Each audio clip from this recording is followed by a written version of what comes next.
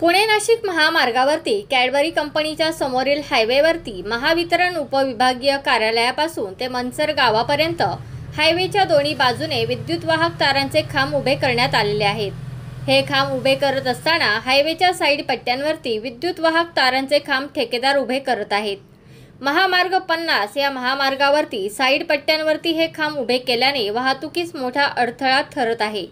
या खांबामुळे हायवेने प्रवास करणाऱ्या वाहनांचा अपघात होऊ शकतो आणि या खांबावर विद्युत वाहक तारा असल्याने अपघात झाल्यावर मोठी हानी होऊ शकते। हे खांब उभे करत असताना महामार्ग प्रशासनाने नक्की परवानगी कशी दिली किंवा खांब उभे करत असताना महावितरणाच्या अधिकाऱ्यांनी खांब उभे कसे करू दिले असा प्रश्न निर्माण होतो। भविष्यात काही महिन्यात या रस्त्याचे रुंदीकरणाचे काम होणार आहे, त्यामुळे हे पोल या ठिकाणावरून दुसरीकडे हलवायचे नवीन काम निघेल आणि पुन्हा नवीन टेंडर निघेल। मग असा प्रश्न पडतो की ही कामं फक्त ठेकेदार मालामाल करण्यासाठीच केली जातात का?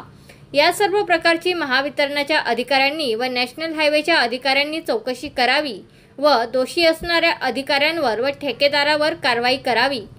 शासनाच्या होणाऱ्या पैशाचा अपव्यय थांबवावा अशी मागणी जनतेतून होणार आहे।